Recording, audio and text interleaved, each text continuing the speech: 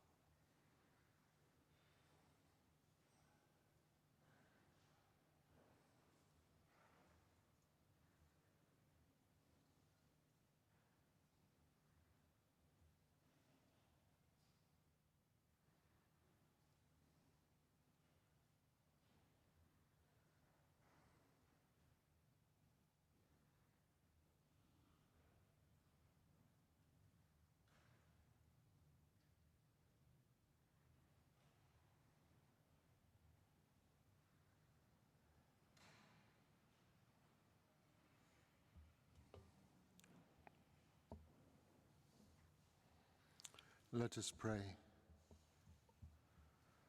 Lord God, our loving Father, as we come before you in this sacred place, a space that has been a place of prayer for hundreds of years, we ask you, Lord, to speak to us in silence. to be with us in stillness, to help us search in the depths of our hearts for a deeper unity, a deeper peace, a deeper sense of belonging to one another and belonging to the world which has been entrusted into our care. Fill this day with your blessing of peace. Amen. And our first time of silence.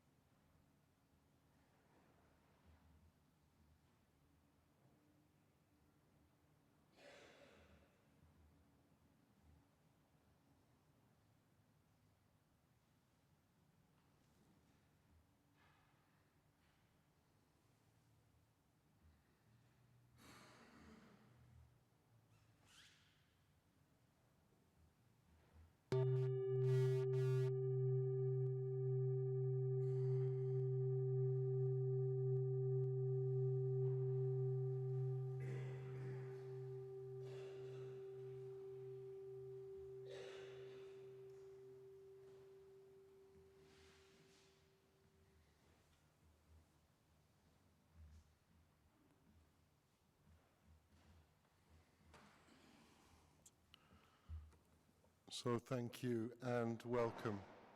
Welcome if you're from a different church, from a different denomination, from a different faith, from no faith.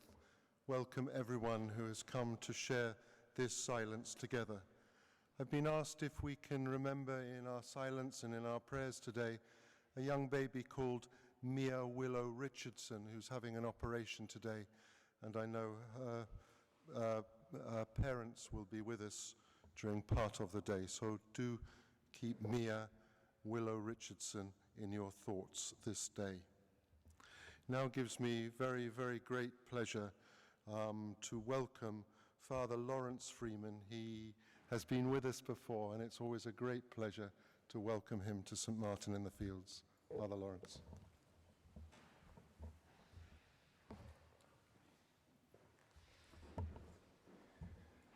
Thank you. Good morning.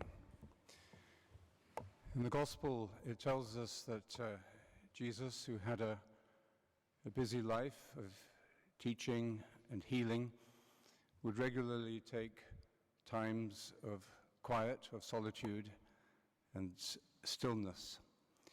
And that is what we are doing here, not in the deserts of Judea, but in St. Martin in the Fields in Trafalgar Square.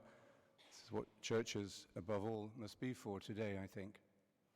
So we're going to begin with a period of meditation where we take that solitude, that stillness and silence from the surface into the heart, into the depth.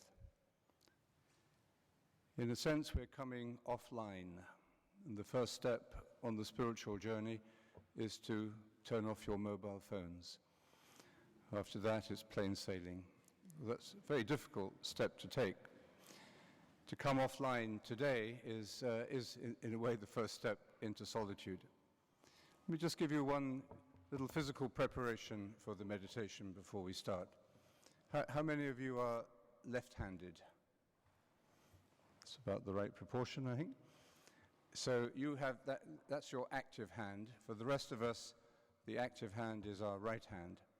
So take your active hand, for most of us the right hand, and put it underneath your left hand, or your contemplative hand, and just see what that feels like for a moment. So you're just lightly resting your contemplative hand on your active hand.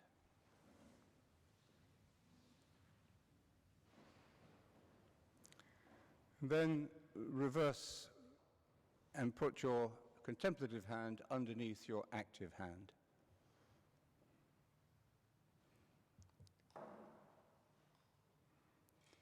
And just to be scientific about this and verify it, go back and put your right hand or your active hand underneath your contemplative hand. Can you feel the difference? It's a different kind of energy, isn't it? And I think when our active hand is supporting the contemplative hand, we're still online. But when we reverse it and put the contemplative supporting the active, which is what we do now in meditation, it's a different, we're offline. And it's in this offline state where we move from the mind to the heart that we enter the true spaciousness and the creativity of the spirit. So let's take a moment to sit upright so that we can be awake and pray, alert but relaxed. Close your eyes lightly. Put your hands on your lap or on your knees. And if you have your own way of meditation, of course, continue with that. But otherwise, a very simple and universal way is to take a sacred word and to repeat this word in your mind and heart during the time of the meditation. The word we recommend usually in our work is Maranatha, an Aramaic word that means "Come, Lord." Whatever word you choose, we're not thinking about the meaning of it because we're moving from thought to silence. And silence means not only physical silence, We should try to be as quiet as possible. But silence really means a work of pure attention, where we take the attention off our thoughts and allow it to move to that central place, the heart. So close your eyes lightly. Just maybe take a moment to be aware of your breathing as you breathe in and accept the gift of life. As you breathe out, because the gift has to be let go of. And then gently introduce silently your word, and say your word with love and attention.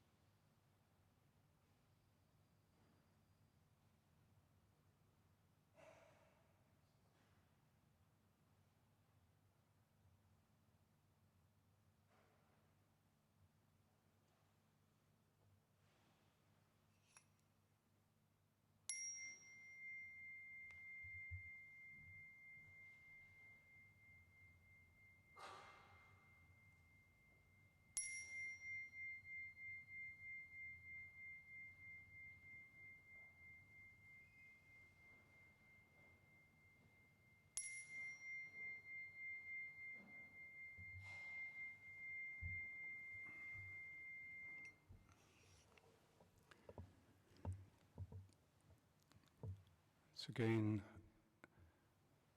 gently return our attention to our breathing.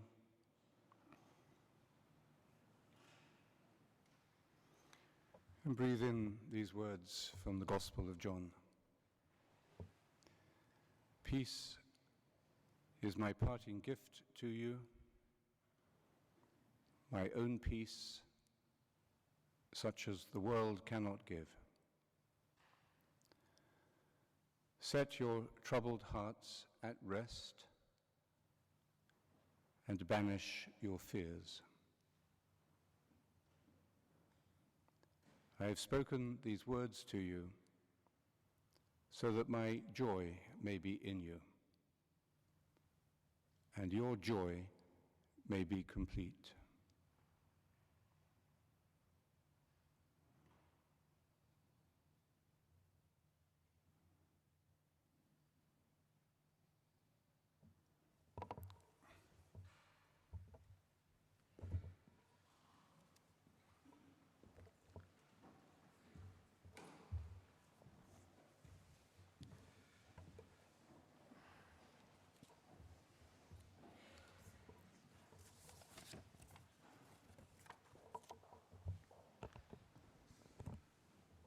Let me first of all introduce myself.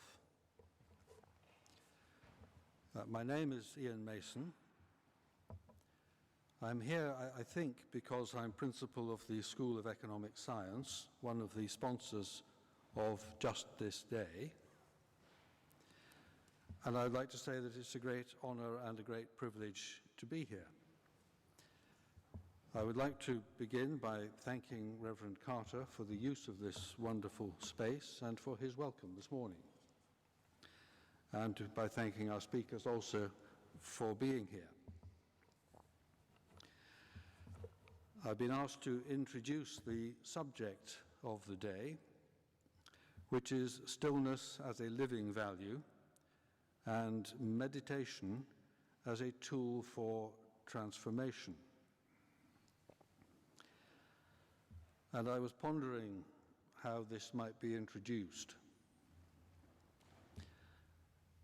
And by an odd association of ideas, it occurred to me to ask how many people here have ever tried to pole vault.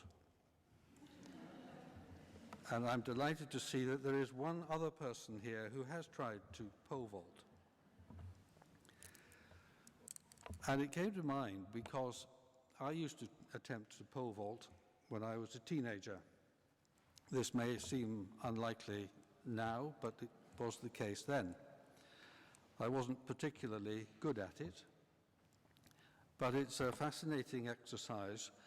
It involves running as fast as you can for about 15 yards with a 15-foot pole grasped in your hands, most of it well in front of you. And what you have to do is to reach maximum speed and plant the end of that pole in a little box that is let into the ground. And at the point at which the end of that pole gets into that box, it has to hit exactly the right spot.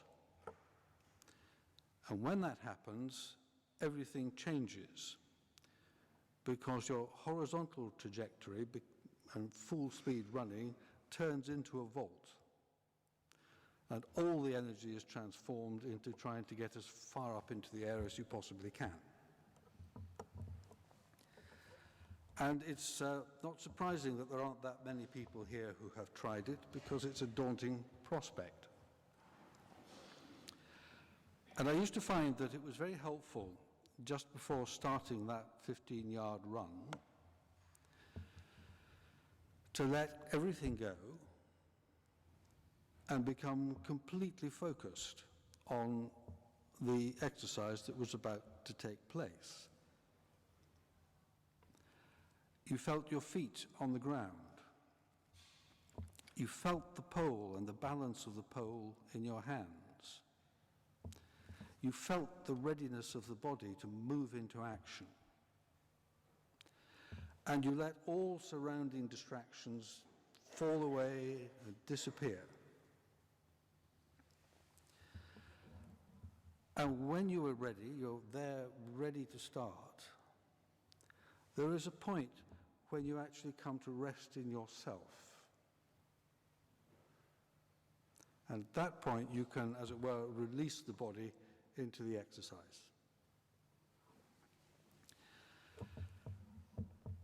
And that, I think, was my first experience of the sheer practicality of coming to stillness, and of a method of coming to stillness. Of course, I didn't articulate it at the time. It was just what happened when one tried that particular exercise.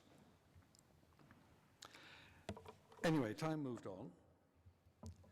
And a few years later, I found myself working about 100 yards from here in number 60 Trafalgar Square in an office. I think it's very fitting that just this day takes place here in Trafalgar Square. And in the sacred space at the corner of Trafalgar Square. In many respects, the Trafalgar Square is a symbol of our national life, and in a way, you might think a symbol of life itself. Down there somewhere, we have the seat of government, not far from Buckingham Palace, behind me, and down that way, the City of London and legal London. Up over that way, all the shops, all the fun and games of Soho, all the constant movement and coming and going of life. And yet at the heart of it, here is a sacred space, dedicated to worship, dedicated to the love of God, dedicated to all that is best in the human spirit and human possibility. And one feels in a way, and I used to feel, even when I first worked in Trafalgar Square, that there was that sort of tranquility and stability about the presence of the church, notwithstanding the traffic and all the surrounding activity of London. Not unlike that space that you go to or can go to when you come still and really become one with yourself, ready to move into action. So it's very attractive to be here. And the other thing about working in Trafalgar Square is that it's only about 150 yards to Suffolk Street, where the School of Economic Science at that time had its headquarters. So it was a convenient walk from work to attend the philosophy courses that brought me to an articulation of this power to come to stillness and the sort of universalization of it through the study of philosophy and the practice of philosophy.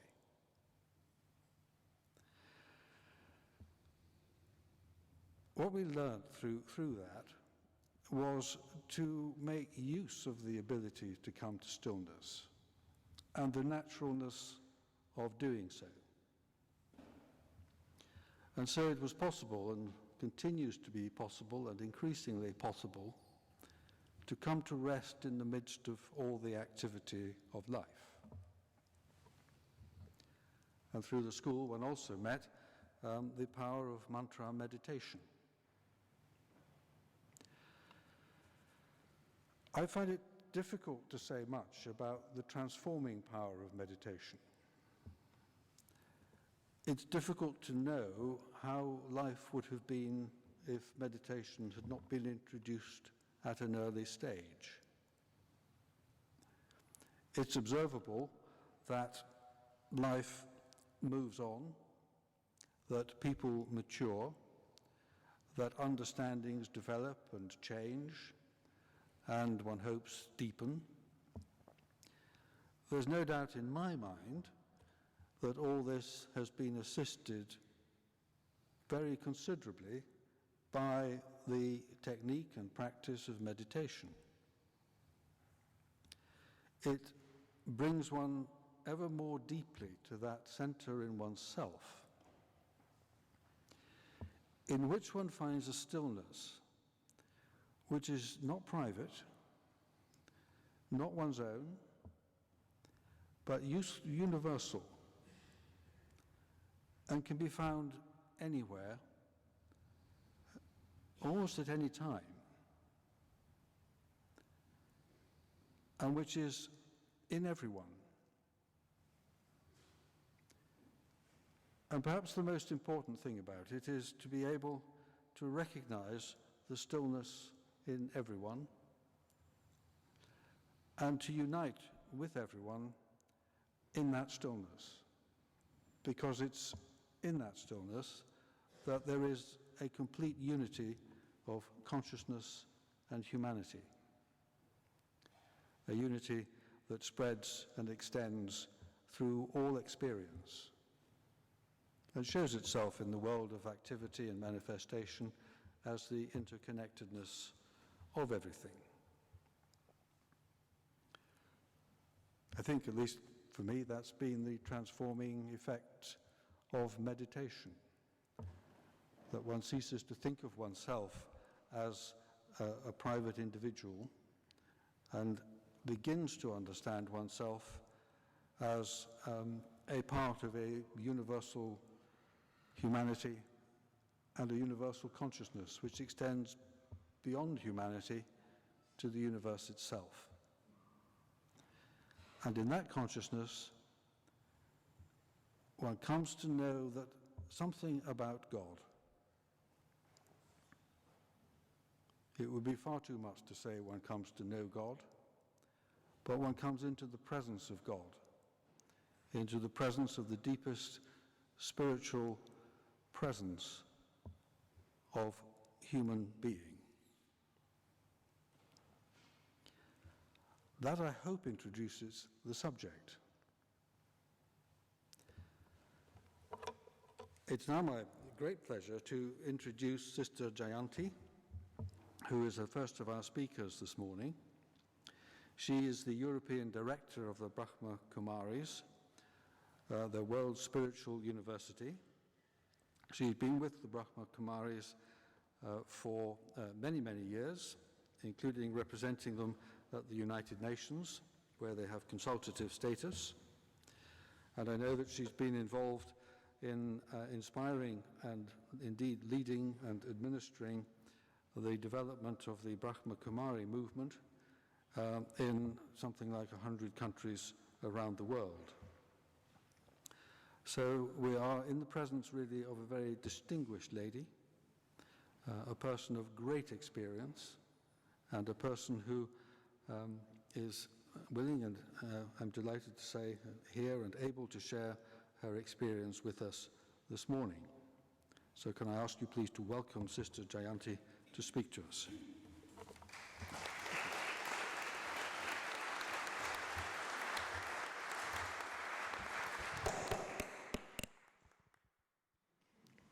Thank you, Ian. Good morning and a greeting of peace. Om Shanti. It's a privilege to be here in this very sacred space and also to join eminent people, some of whom are here with me and some I'm recognizing in the gathering. Yesterday, I heard something that shouldn't have surprised me, but it did. And they said that as they had been coming, they saw a bus with an advertisement by the side, and it read, www.confused.org. I'd heard about lastminute.org, but yesterday I heard about confused.org. And why I shouldn't be surprised, because there is a lot of confusion. What's going on in the world? Why are things the way they are? It shouldn't be like this. Why does God not intervene? Is there a God? Maybe there isn't. Many, many thoughts, many, many questions, and sometimes a feeling of hopelessness. And so today I thought I wanted to share, firstly, the message of hope. That even though things seem very dark and confusing, yet beyond that, I believe that there is light. Or in fact, let me put it another way. I think when we come within and find that point of stillness within ourselves, we're able to begin to feel the light that there is. And each one of us is a being of light. And if we remember this and stay in that awareness, we share light wherever it is we go. And so in fact, even though things may seem very dark, yet it's also a turning point, a transformative point, in which I believe we're moving towards a world of light. They say that the darkest hour is before the dawn. And I think that that's true. I think we've come to the point where the dawn has broken. Many, many people are now aware of a holistic approach, meditation, stillness, silence, in a way that they weren't aware of 20 years ago or before then. And so I think we've actually created a different wave. And I think every moment that we spend in silence is strengthening that wave and reaching out to others to awaken them, and also to allow the light to shine within them also, so that then we move together towards creating that momentum, so that there's a shift. That critical mass can't be far away, when the energy of love and light from all of us is going to move things in the direction of a world of light. The second thing that I wanted to touch upon was that if I want to allow the light within to shine all the time, then one of the things that I have to deal with is the dark shadows that I carry within myself. And maybe one of the biggest shadows is that of sorrow. From childhood, we carry all our experiences, and they're recorded there within us in a conscious or not so conscious way. And that sorrow clouds our feelings, our judgment. That sorrow blocks our heart, and that sorrow doesn't allow us to move forward.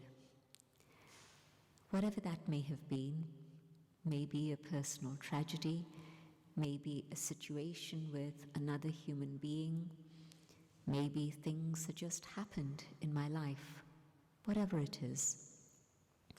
But unless I'm willing to deal with the sorrow, I may be connected with that, the feeling of anger and bitterness also, that light doesn't always shine. And so then the confusion comes in. I'm not sure that a website is going to be able to clear my confusion. But definitely, if I take a little bit of time and explore what's going on inside, and take help from up above, I believe that in that way I can draw the power with which to be able to maybe learn from the sorrow, maybe understand from the sorrow, come to terms with it, and be able to forgive. Whilst I hold on to the sorrow, it's difficult to forgive. But if I'm taking power from above, then that power allows a healing to happen. I believe that the greatest force of healing is that of God's love. But I need to be able to connect with the source of love, to draw that love within myself and allow it to heal me and come to terms with whatever it is, so that then I'm able to let go and allow it to go back to the past where it belongs. If the past keeps interfering in my present, then the future seems very bleak. But if I can deal with the past and stay focused on the present and do what I need to do here and now, then I create the future of my choice. And so meditation is the method to be able to connect with the one above. Firstly, yes, to go deep within and connect with myself and find that point of stillness and peace. But having done that, then the next step of the journey, to connect with the divine. And when I do that, I'm connecting with the source of love, of truth, of light, of might. All that the soul needs is available from that source. But of course, being human, my eyes want to look at other human beings, the soul being here in a physical form. I want to connect with other physical beings, which is absolutely as it should be. Connecting with other human beings is beautiful, but only if I come from a space in which I'm able to give. If I'm empty inside, if I'm needy inside, then I'm seeking to take from others, and that's when maybe sorrow begins to accumulate, because it doesn't always happen. Sometimes another is able to give me, but sometimes they are in need, and so they don't have the capacity to be able to give. And so to be able to recognize that having gone deep within, inwards, then upwards, and then having made that contact and having been able to fill myself, then I can go outwards. Then I can connect with others from the position of being able to serve and give. And in that way, what comes back to me is a multiplication of that pure energy of love and good wishes and blessings. As we approach Christmas, we often think about good wishes and good tidings for all, and peace for all. Sometimes it's easier to send good wishes to people in Africa than it is to give good wishes to my neighbor. But good wishes for all, surely it means absolutely all. And I can only do that when I've been able to take the help of the one above. When I speak of the one above, I'm not thinking of a human form. I'm not thinking of an angelic form, but the divine spirit, the one who is the mother and father of all. Sometimes we think about the father, and that's beautiful. The father figure is a very beautiful image, because the one above is truly the one who gives an inheritance. All that is within that being is offered to each one of us as our inheritance. And so I can understand that the father image is a dominant one, a powerful one. But yet, maybe, at a time of confusion, when I'm looking for just simply non-judgmental love, unconditional love, total acceptance, maybe I can explore the mother image and to think of that divine spirit as the supreme mother, the one who holds out her arms to welcome me into that embrace of love, is maybe something that I can experiment with in my meditation. and through my own experiment, come to my own experiences and conclusions.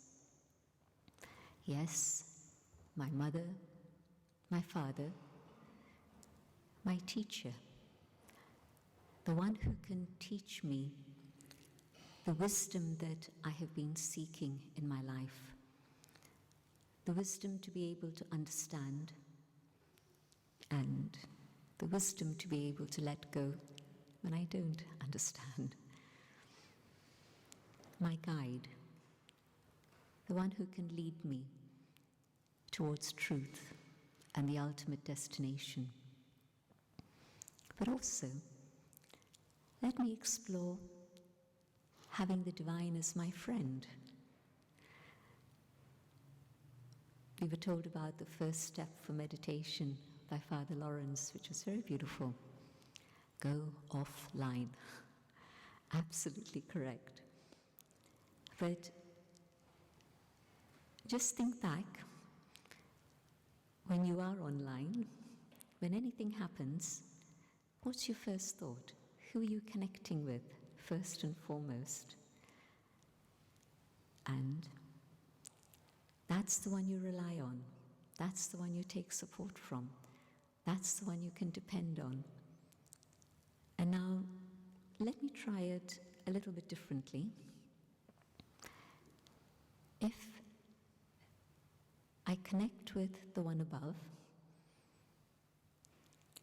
what does that feel like? Am I able to take the help, the support, the entertainment, the guidance, the pulling of the ears? Maybe somebody needs to tweak me and get me back on track. Maybe somebody needs to cajole me to make me do things that I'm getting a bit lazy about. I'll try and experiment with that one as my friend. And my friend is the one who's always ready, always available. And my friend is the one who'll be there to wipe away my tears, to laugh with me in moments of amusement, and the one who'll entertain me when I'm a little bit sad. So that being is the source of all attributes, which means that I can play, I can have fun, I can take whatever it is that I need at any moment. And then meditation isn't just 10 minutes in the morning or 3 minutes on the hour, but meditation is a way of life. Meditation is a communication with my friend, with my most beloved one, that's ongoing through the day. Do you count how often you remember the one you love?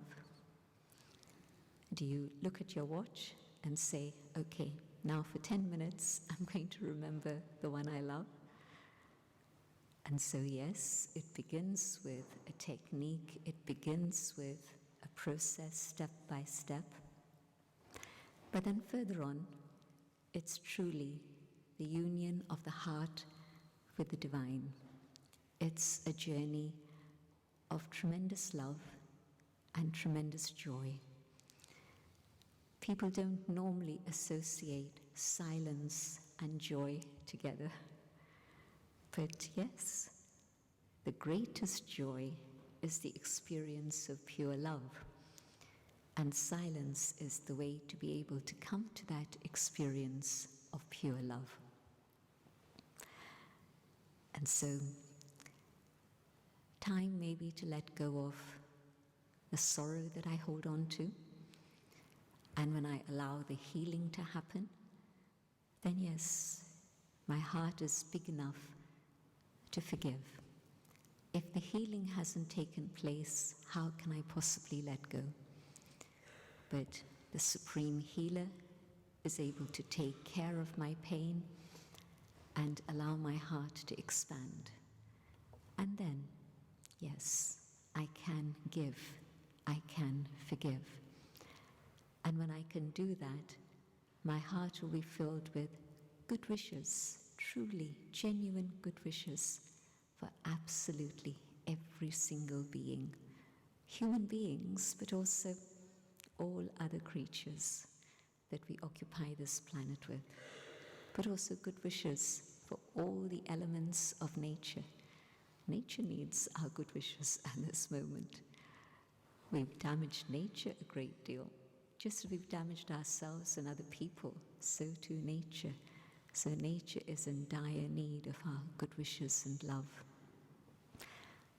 I can become an instrument for peace, an instrument for love, an instrument to bring light into the world. I know that we'll be having our silence in just a few minutes, but I'd like you to think about two things in that silence. Firstly, the inner being of light that each one of us is, and to allow that light to shine. And secondly, that shining light connecting with the eternal light of the divine, and receiving all that the Source wants to give to us so that we can share it with the world. Thank you. Om Shanti.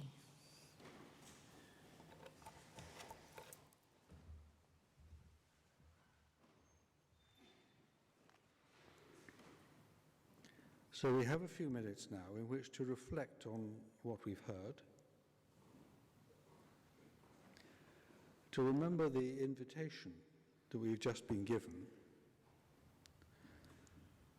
to remember the light in ourselves, find that inner light in ourselves, and let it connect with the divine. And I think perhaps the best way we can spend perhaps a little more than the next 3 minutes is to just reflect on that. Enjoy the silence, find the joy in the silence, and appreciate the light. So let us just be still.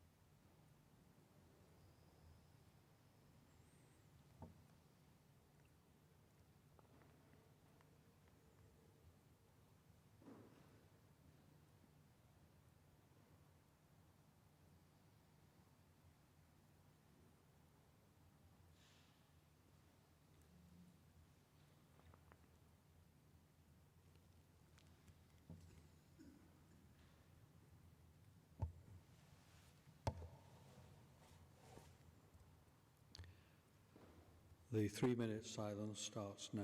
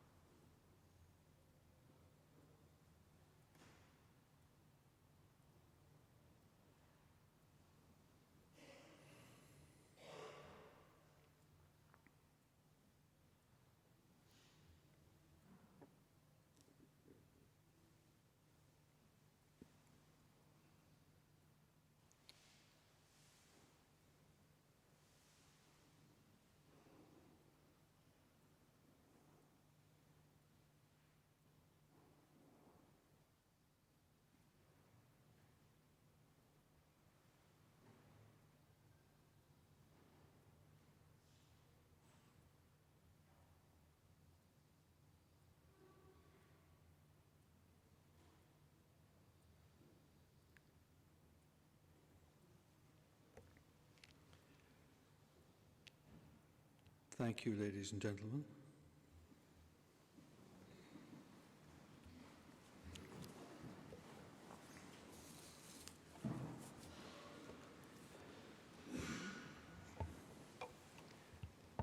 It is a great pleasure and delight now to introduce Emily Johnson, who is our next speaker. As you'll see from the programme, she's a health and well-being practitioner, working mostly in schools and passionate about her work. I've had the privilege of knowing Emily for quite a long time. She also looks after meditation for children in schools and is an enthusiastic meditator. She has promised to speak for 20 minutes and 4 seconds, subject, she said, to the state of her nerves. But in the stillness and peace and love of this place at this time, that shouldn't be a problem. Emily.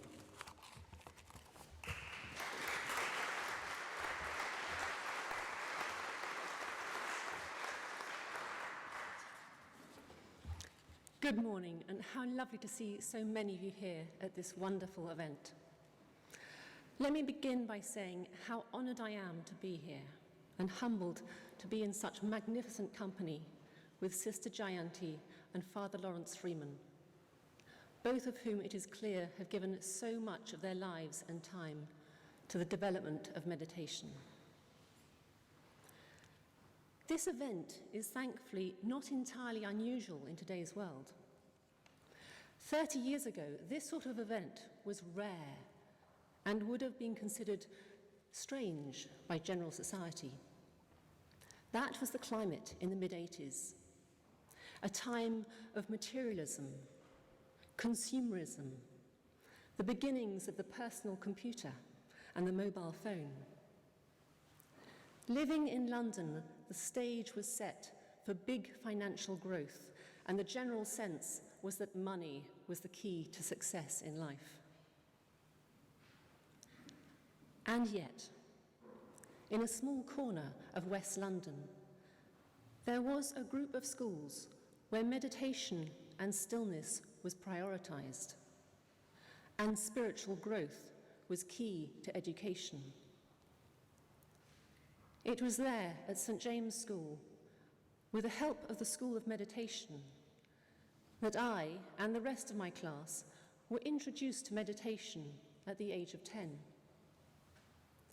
This was the mantra-based meditation that was first introduced to the West through the Maharishi Mahesh Yogi in the 60s, and later through Sri Shantananda Saraswati. As a practice, it comes from an ancient tradition, and the mantra, a special word in itself, is also imbued with the stillness and reverence of thousands of years. Practicing meditation as a child, I found no great difficulty in repeating the mantra given to me and settled into the routine of 15 minutes twice daily practice at school. This isn't to say that I always practice meditation at these times. Sometimes I would simply sit and mull over the day in my head or think about something else. We were encouraged to sit still and keep our eyes closed so as not to disturb anyone else. And this in itself was difficult. But no one could make us meditate. That was our choice. Sometimes there was meditation and sometimes not. So how does this help? When I was about 12, I remember we were meditating at the end of the day in our classroom. And before we began, the teacher made a particular effort to encourage us to practice. And so I resolved to meditate. And as I practiced, the meditation became deeper and deeper. There came a point where time seemed not to exist. My body was there, but not there. I was aware, but of more than my own existence. There was everything and nothing, an ever-expanding fullness, a never-ending depth, full of peace and bliss. When the session ended, I was brought back into awareness of this body with a knowledge of something far bigger, far more expansive and full of life. Reflecting on that experience, it was like an adventure into a space of possibility, infinite potential and peace.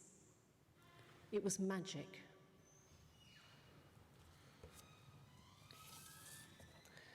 So what did experiences like that give me as a child? How did it help? It gave me a perspective on life that nothing else could. It gave me a glimpse into another way of seeing the universe, from the smallest interactions of thoughts to the movement of the stars. It connected me to my core and was a foundation for inner stillness. It brought a reality to the world of spirit and a glimpse of the divine. Now, certainly, not every meditation was like this. The busyness of being in a school, the dramas of being a teenager, even the changing of the seasons. These were all distractions that got in the way. But looking back, what was important was that the opportunity was there, that every day there was the possibility to meditate, the opportunity given for stillness. As a child, and later as an adult, I took this access to inner stillness for granted. And it was only really when I began working with adults to help reduce the levels of stress in their lives that I began to see how rare that immediate access to stillness was, but also how much it was needed. As a child, I also took for granted the opportunities for stillness and meditation.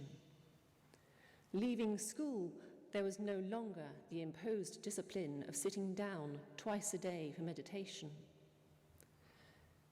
This discipline is a key factor in the practice, but it was something that took me many years to both understand and put into practice myself. This is, without doubt, key to the transformational effect of meditation. Without regular practice, any transformation that takes place, though useful, is fleeting. It is the regular practice that allows the transformation to take hold in a more sustained way. Other aspects that came more naturally with practice are the capacity to let go and to be non-judgmental. Without these two aspects, we can frequently sink into thought and emotional turbulence. How good or how bad was that meditation?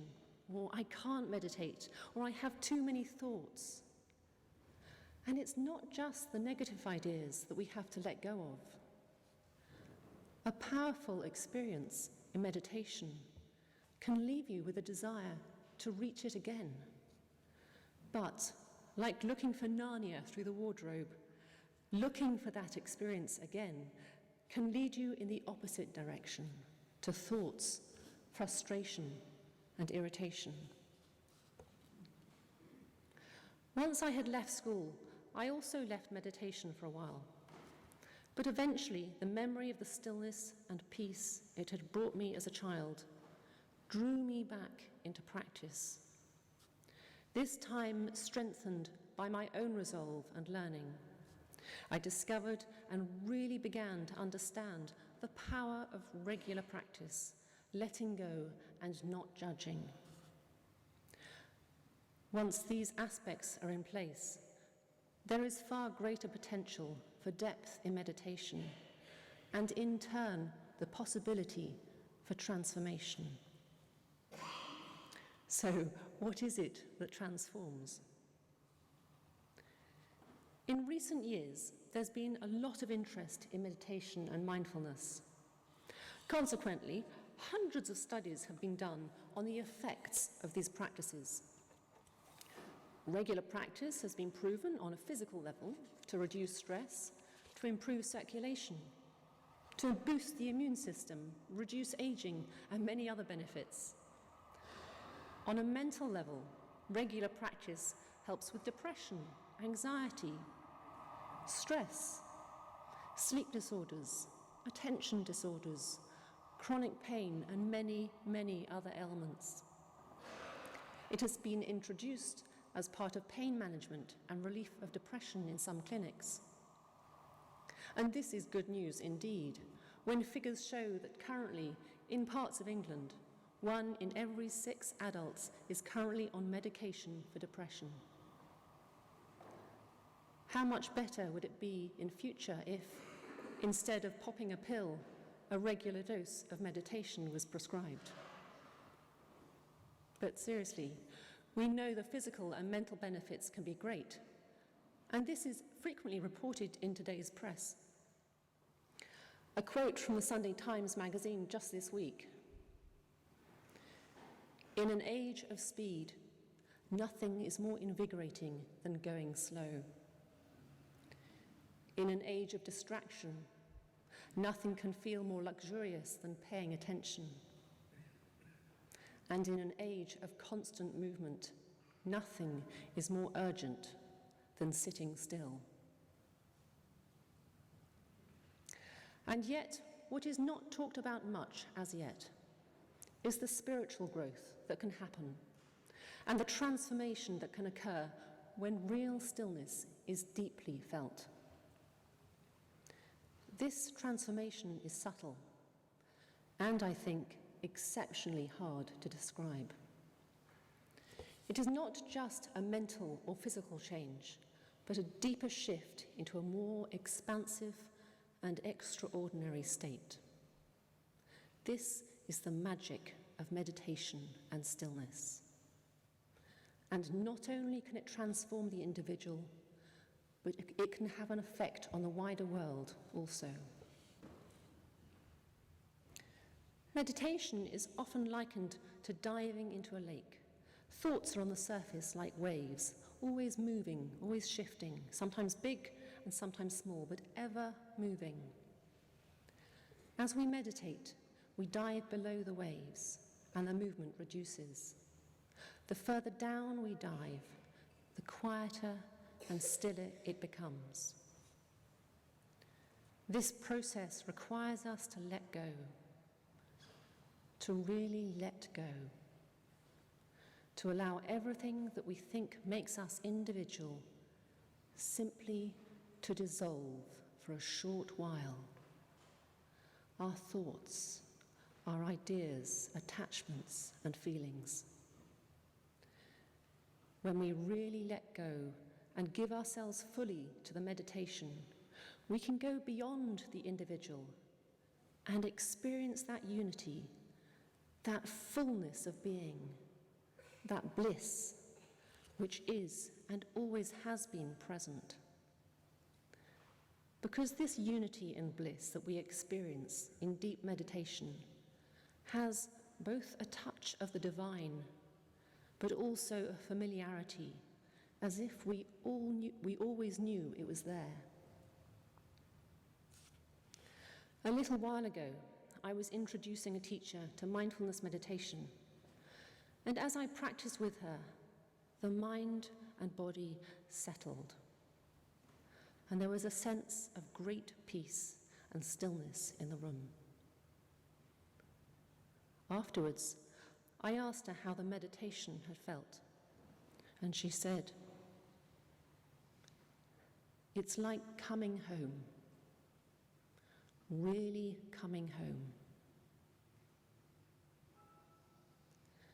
And in that, she encapsulated the peace and bliss of deep stillness, with the familiarity of somehow knowing its presence had always been there. So when we come back to the world, as it were, from a deep experience of stillness in meditation, what is it that has transformed? The stillness and bliss has not changed, and our situation will not have changed. What can change is our individual perspective and our relationship to the world. Our awareness can be heightened, our understanding clearer, and the experience of unity can change our relationship to everything. This change in perspective and understanding can be very useful. As a life coach, I use meditation and stillness as part of my practice. I meditate before giving a coaching session to help let go of my personal agenda and to see the client just as they are in that moment. Then it is really possible to listen and respond from a place of stillness and space rather than from ego. I see clients who suffer from anxiety or depression, and with the help of meditation during a session, they can begin to become more aware of the thoughts and feelings they have and can explore or let go of what is not helping them. It can be a journey of self-discovery, and with it, a letting go of ideas or beliefs that prevent them from being truly themselves. All my work is with a view to helping people to be truly themselves, And as a wife and mother, I hope to create a space for my family where we can be fully ourselves too. Currently, with teenagers in the house, this can mean being present and connecting with them on a physical level with a much-needed hug, or answering those surprising and unnerving questions that come at the most awkward times, and meeting that with as much grace and acceptance as possible, while still providing boundaries. In essence, I feel it means to have compassion and understanding for each other, to see beyond the individual and connect with the spirit beneath. It is this deep connection with others and the world around us where we can see a reflection of that spirit, that essence we connect with in meditation. This is what brings meaning into our lives. This is what brings peace to our core and raises us up above the daily grind and the fickle desires that don't satisfy. Much of my work is in schools, either with staff or students. And at the moment, there is something of a revolution going on with the introduction of meditation or mindful practice in schools. Every year, more schools are providing the opportunity to students and staff, and this is wonderful. Some children can connect quickly with stillness and can reap the benefits physically, mentally, and spiritually. Others can, with practice, and if they are given the opportunity on a regular basis. And then, rather like eating their vegetables, they begin to practice and can eventually learn to enjoy it. There will also always be those children who don't take to it and find it difficult. But even for these children, the opportunity to stop and simply have some time for reflection can be useful. Like anything in a school, there are two aspects that need to be in place. Firstly, it is important to have good role models and good teachers who are enthusiastic about meditation and understand the pitfalls and potential of regular practice. As a child, this was key to my own practice. If the teachers were taking the practice seriously and clearly meditating themselves, then we, as students, were much more ready to put the effort in and meditate. Children are very astute readers of people and see quickly when a teacher is not genuinely practicing. The second aspect is less obvious, but just as important. Like anything new and inspirational, meditation can be wonderful to begin with, but it takes concerted effort to maintain a regular practice over years and requires re-inspiration and enthusiasm. With the interest in meditation and mindfulness spreading through schools and being taken on board by staff and students, there will come a time when the novelty has worn off and there needs to be in place a way of re-inspiring and re-engaging the teachers and students to maintain useful practice that can lead ultimately to self-regulated practice. This will be the challenge going forward, and it will need a lot of thought and care. There are no perfect answers to this, but what seems particularly important is to not only offer meditation for its physical and mental benefits to the individual, but also for spiritual growth and deeper connection to what unites us all. Call it spirit, consciousness, or essence. And when we touch on this, the effect of transformation goes beyond the individual to raise the level of consciousness in society and in the world. For myself, one passage that has inspired my practice over the years, from very early childhood, is this from the Chandogya Upanishad. In this body, in this town of spirit, there is a little house shaped like a lotus. And in that house, there is a little space. One should know what is there. What is there? Why is it so important? There is as much in that little space within the heart as there is in the whole world outside.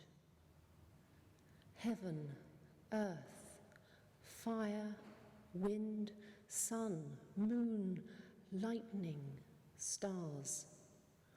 Whatever is and whatever is not, everything is there. What lies in that space does not decay when the body decays, nor does it fall when the body falls. That space is the home of spirit.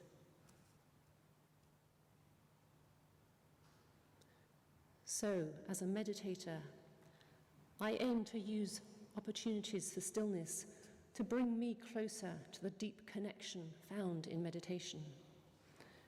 The practice of meditation itself I see as an adventure, a journey into the unknown, ultimately to bliss, which has no limits and yet is familiar and feels like the best of home. This is the way to let go of what is not needed and to begin to be what we are. Thank you.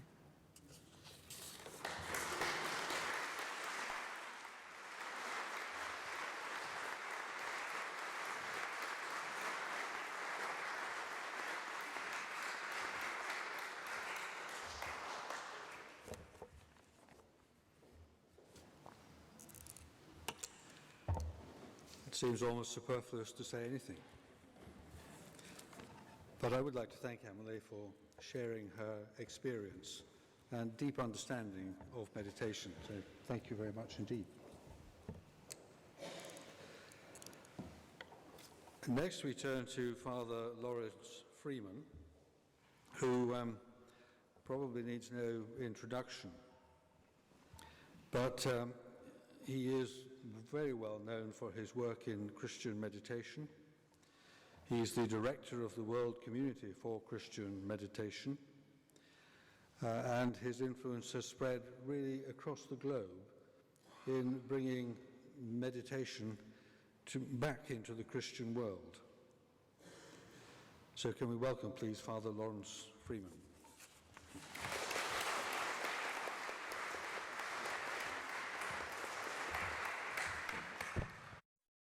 Thank you very much. Well, it makes it very easy for me to speak after such wonderful teachings and sharings as we've just heard, because it reveals the common ground that meditation creates and reveals. I'd like to, and the importance, the urgency of recovering the centrality of this dimension of life in our world globally today. That, of course, begins with us personally. We don't change the world without allowing ourselves to be changed first. So what I'd like to share briefly at this point is a thought about the power of the small. Meditation is a small thing. It transforms our lives if we put in these 2 periods of meditation every day. Many of the meditation groups in our community around the world, I just come back from South America, are small, and yet they are growing and they have a transformative effect in the world around them.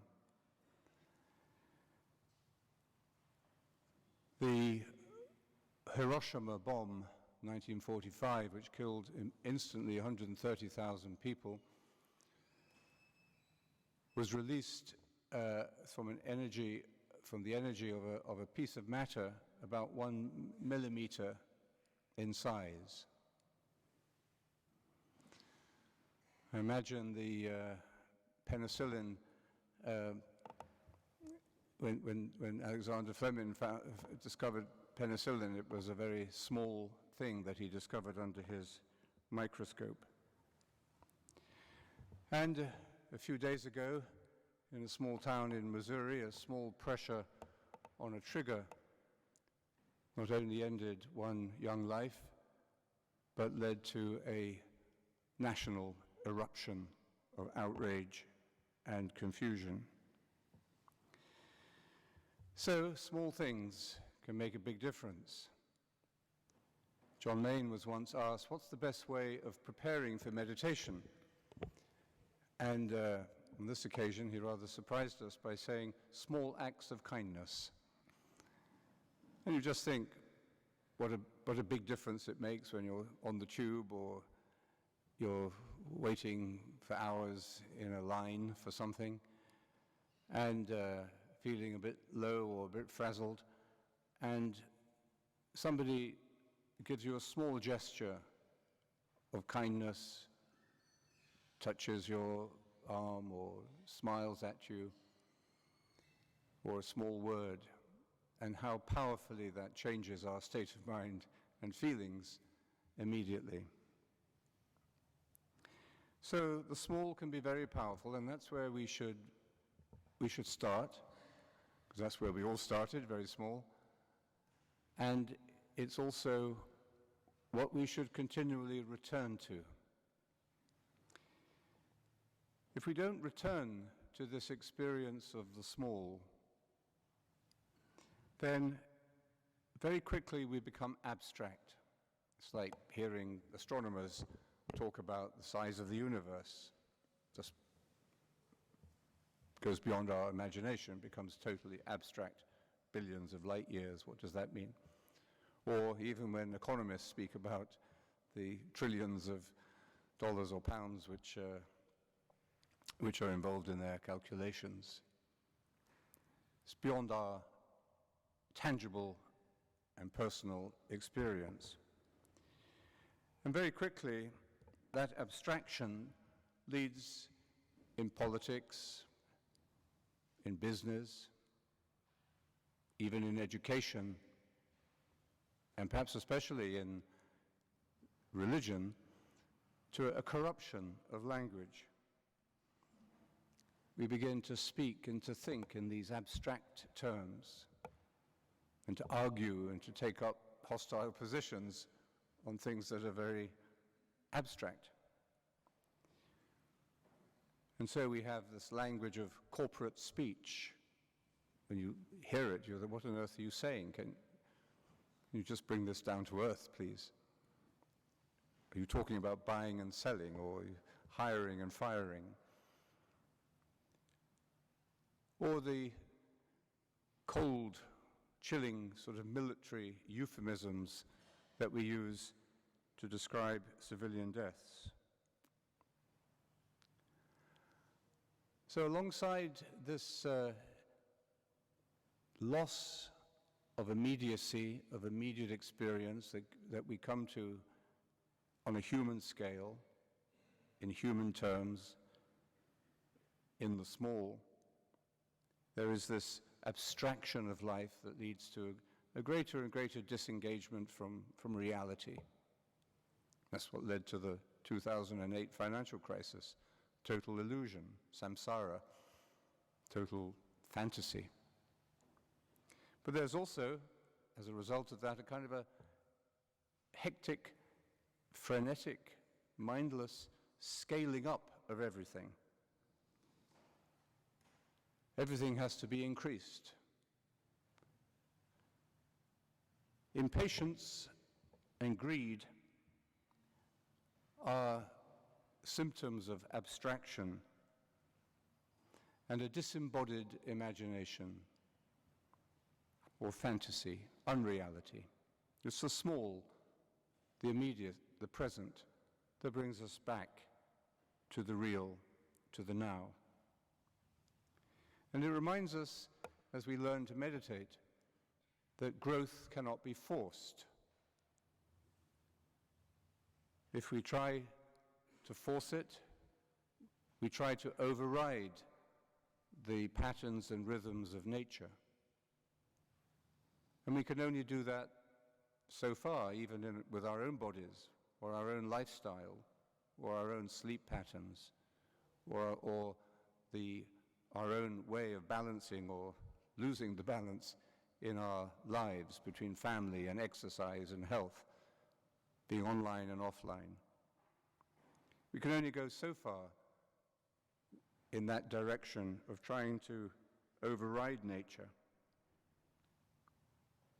And maybe today we are almost in control of our genetic destiny.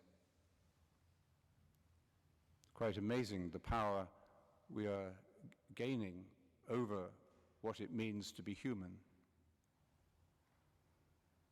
Maybe we are also in control of our planet in a way that has never happened before, that the human impact on our environment is the strongest force at work. So the planet is at our mercy, and we're facing the intoxicating reality of being able to control our own genetic makeup. And there is a great possibility for good, actually, in that power, provided we can handle it, as we were clearly not able to handle the enormous amount of power we had in 1945 with the Hiroshima bomb.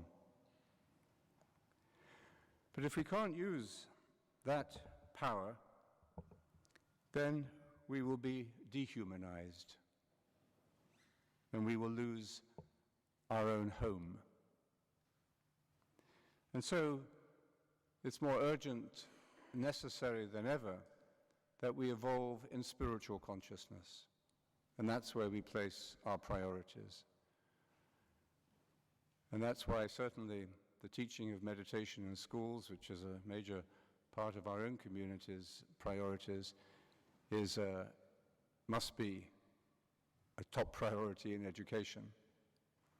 Otherwise, education, as it's becoming today, becomes little more than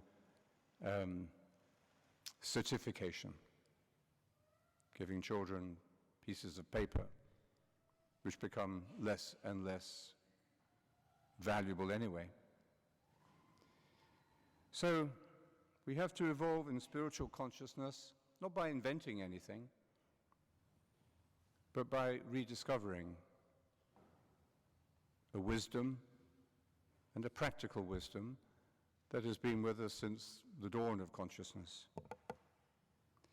I was, a few days ago, with a remarkable group of young teenage children in Argentina who've been introduced to meditation by a remarkable teacher in their school. And as we were sitting around on the floor, talk was in a church, and they were all sitting politely in their pews, and I said, and there were a few cushions around, and I said, where would you like to sit? And before I could get the words out of my mouth, they were sitting on the cushions. So we sat and we meditated for 20 minutes. These were, 12, 13, 14-year-olds. And then we talked. I asked them what meditation meant for them, and I asked them why they thought it was important for them and for their contemporaries that they should learn to meditate. And I was really struck by what a few of them said, that they needed to slow down, that their lives were too fast. They were trying to do too many things. It was causing too much anxiety and stress. And then one young girl said, we're being asked to grow up so quickly. She said, we're being told about things that perhaps we shouldn't know about until we discover them at the right time. And I thought, this was coming from them.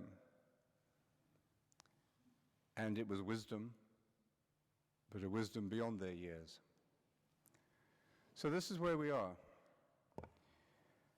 We have to rediscover meditation, I think, as a way of becoming natural and a way of reaffirming the human in all its depth and wonder. And that the miracles of technology are nothing compared with the wonder of the human mind and heart. As we're approaching the preparation for Christmas, Christian season of Advent, I've been thinking about meditation as a way of becoming incarnate. And I think it's all about becoming real, becoming incarnate. And meditation is the most incarnate practice, most incarnational way of prayer there is. For Christians for whom mental prayer and worship have become the main, if not exclusive, understanding of what prayer means, it's particularly necessary, I think, in a religion that's based on the incarnation, to understand meditation as a way of incarnating ourselves, becoming real, becoming embodied. The language of Christianity. If you think of what is the language of, just a Christmas thought, what is the sacred language of Hinduism? Sanskrit. What's the sacred language of Judaism? Hebrew. What's the sacred language of Islam? Arabic. What's the sacred language of Christianity? Aramaic? I only know 2 words of Aramaic. Latin? Latin was the language of the people who crucified Jesus. What's that? Love? Okay, but that would be true of other religions, maybe, I think. Greek, well, Greek is translation. Everything else is translation. I think the sacred language of Christianity, if we think what carries the meaning, what is the language that carries the word, is the body. That's what Christmas is about. The Word was made flesh. And we, all of us, all religions together, become incarnate as we grow in consciousness. As we enter this experience, and of course this is what we call life, it's the life journey, as we enter this experience, as we enter the real presence, day by day in our meditation, our fantasies, our compulsions, our abstractions dissolve. And a sense of self manifests that is not an image of ourselves, but an experience or a knowledge, a direct knowledge of who we are, that is us. We live in a world and in an economy in which the image of self is all important. We spend billions, trillions probably, on our image of self. But what really matters is knowledge of self, our self-knowledge. There's a great Christian teacher of the 4th century called Diadochus of Photike, and he picked up this idea of, it says in the Bible, that we are created in the image and likeness of God. And he says we are all, every human being, is created in the image of God. That's why every human being merits total respect and dignity and reverence. But this image evolves. as we grow through the stages of human development, and gradually we take on the likeness of God as well. We become like God as the image that we are develops. And then he says, he likens this to a portrait painter who starts with a sort of a rough image of the subject and then gradually adds light and texture and shape and color and tone to the portrait until eventually it looks like the person who's sitting there. And then he says a wonderful thing. He says, and then he adds the smile. And it's the smile that brings the person into reality. It makes the portrait real. And I think that is the work of meditation. It is to develop that image of ourselves that every one of us is, every human being on the planet, the image of God, but to develop that into the unique portrait of God that we are, and to find the smile of the Spirit as we do so. In one of the stories in the Gospel, Jesus is asked about paying taxes, and which was quite a controversial issue at the time because they were an occupied country. And he took a coin and he said, "Whose image do you see on this coin?" He said, "Caesar." So he said, "Well, give back to Caesar what is Caesar's." And I think that gives us a way of negotiating a spiritual course through the kind of abstracted and overscaled world that we live in. A world in which the marketplace, the markets, economics, and consumer satisfaction have become the most admired values. We need to give to Caesar, to the world, to economics, what is their due. But the Spirit has a higher call upon us. The Spirit is that dimension of healing and wholeness, of transcendence, and it's in the Spirit that all authentic relationship is grounded. Meditation is a spiritual practice. Whatever our belief system, everybody has some kind of belief system. Even if you believe in nothing, that's what you believe. Meditation is a spiritual practice that develops the supreme human quality of faith. Faith is our capacity, not just for belief. We're not saved by what we believe.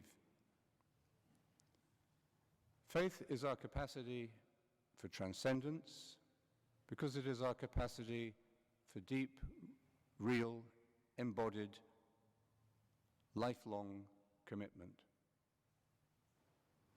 It's through faith that our personality becomes integrated, and it's by healing our infidelities that we grow in faith. Faith is therefore our capacity for love. And as another great Christian teacher once said, St. Irenaeus, the beginning is faith, the end is love, and the union of the two is God. One of the desert teachers from the Christian desert tradition is where we take our way of meditation. One of the desert fathers said that faith is a universal human faculty, even in those who do not believe in God. And that explains why meditation has such a potential globally nationally, culturally, and personally in our world. Without this spiritual dimension refreshed in us daily, we descend into abstraction and into huge upscaling beyond reasonable proportions. And therefore we descend into endless complexity and disengagement from reality and personal isolation and a sense of hopeless impotence. But when this refreshing of our spiritual dimension becomes part of our daily life, as it does in meditation, we become embodied. We become the Word made flesh. And we relate to others in the humility of the body and in the friendship of our common path.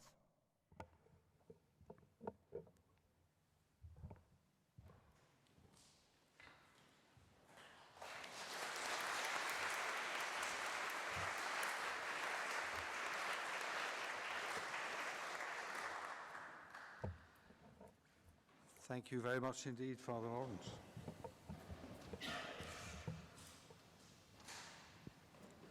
We have a few minutes now for some questions, if there are any questions. Elizabeth has a microphone. Do you want to move over there? Thank you very much for all you've shown us about the importance and the blessing of meditation. Could you say something about the grace that is given us to meditate and the gift of meditation?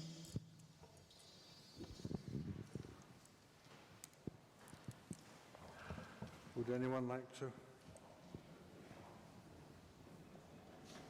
Would you like to?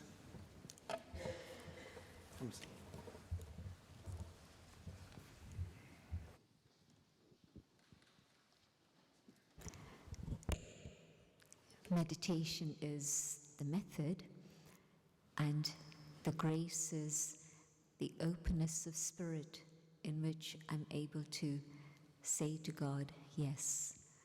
And so, in order to be able to receive grace, I just need to have the desire for truth, a desire to be able to come closer to the divine.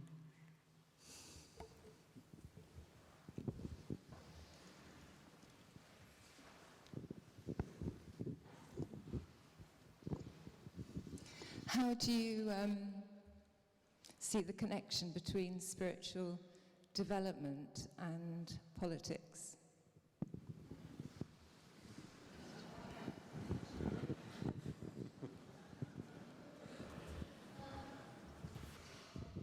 Well, I went to a group of politicians at a breakfast at their parliamentary headquarters, and it was worse than speaking to a group of 4-year-olds.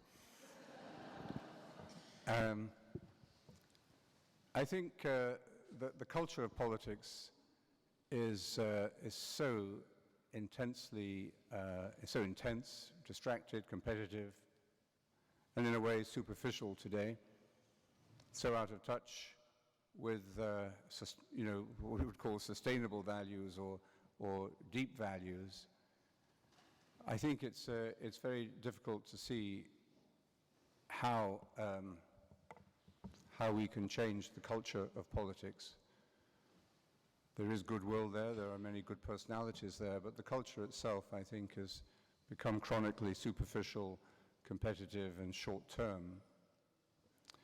So I think what is necessary really is not just to expect leadership from that level, just as in religion.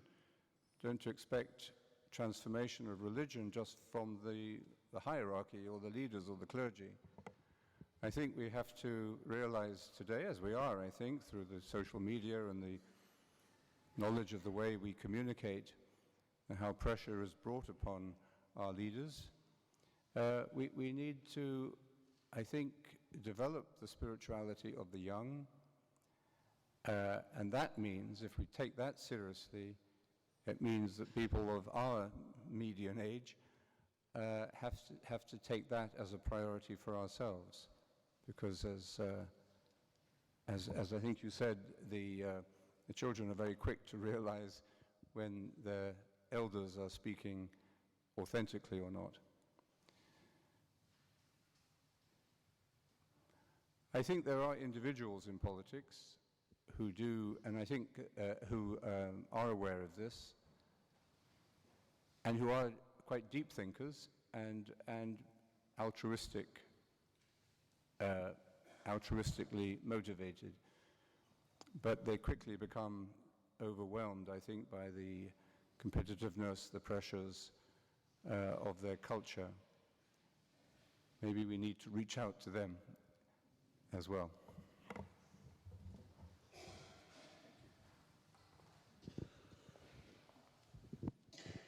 Hello, can I ask, is the meditation something you need to learn, or is it something that you need to remember?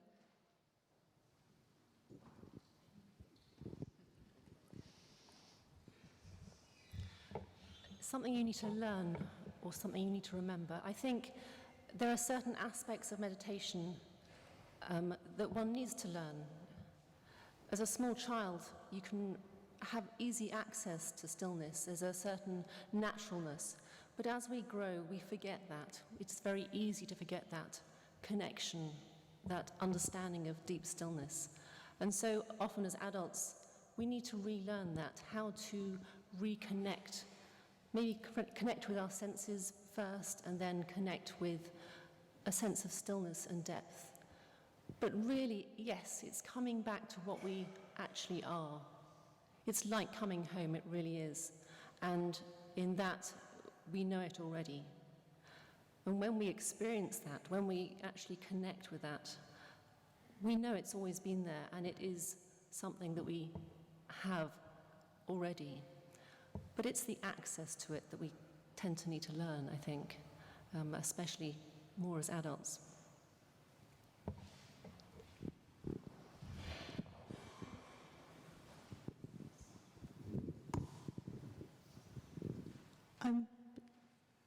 As Father Lawrence spoke about words. Now, I'm a teacher of Greek and Latin. I was first inspired to learn Greek when I discovered the Gospels were in Greek, and by singing Latin at school. I've also learned some Sanskrit. But it seems with meditation and reflection that words are very important, and often if they are in a language that carries a sense of the sacred. But it also seems that meditation goes beyond words. So I wonder if you could help with that.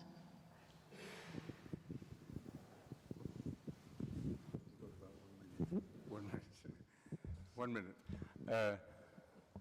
I think there is a relationship between words and silence, which is very beneficial.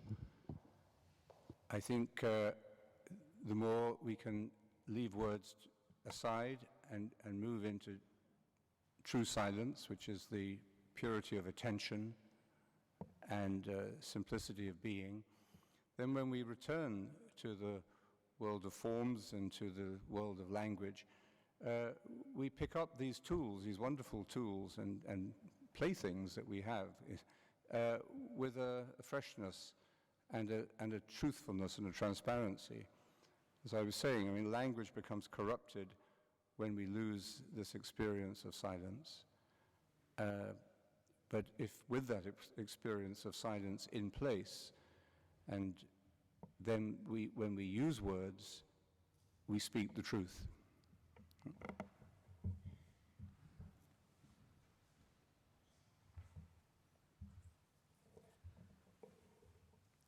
Well, it's time once again, ladies and gentlemen, to let the words come to rest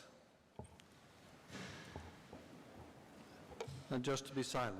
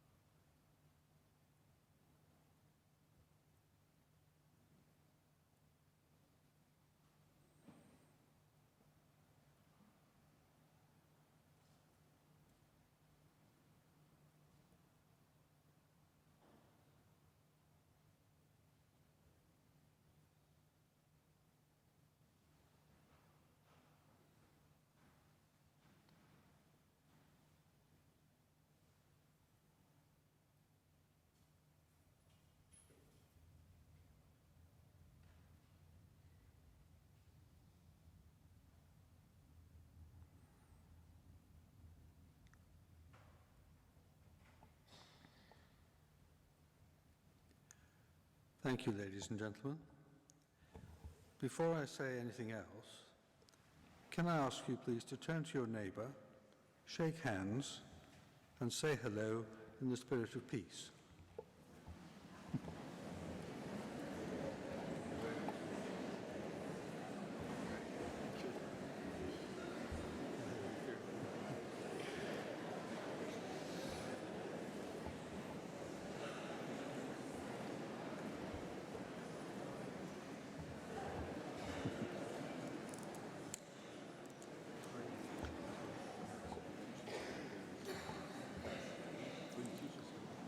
Thank you, ladies and gentlemen.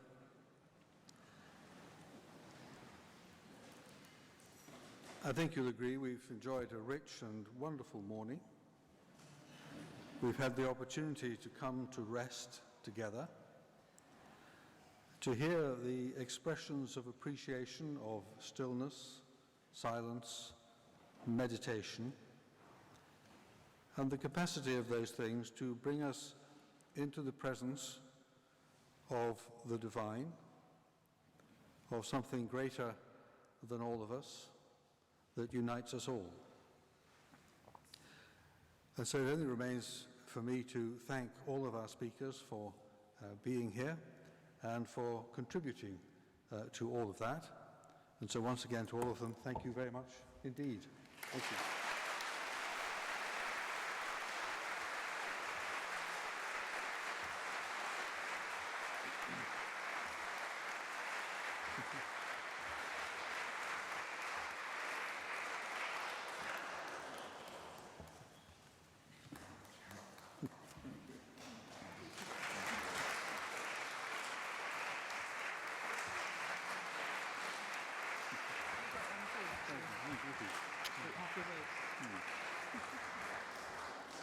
And the very last thing I would like to do, ladies and gentlemen, is to acknowledge and give thanks to Mrs. Edmonds, who has just been handing out the kisses and the parcels.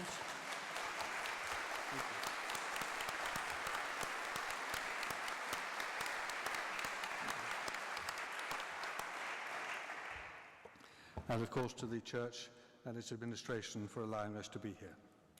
Thank you, ladies and gentlemen.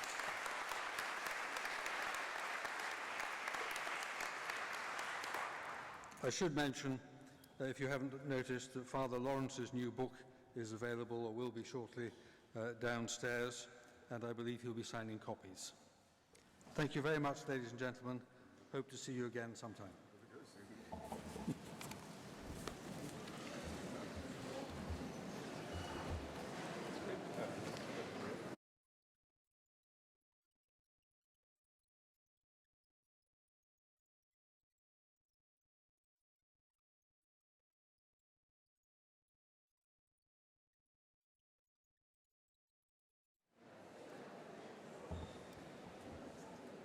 Ladies and gentlemen, just to say our day continues here at St Martin's. Of course, there's the cafe downstairs for lunch, and we have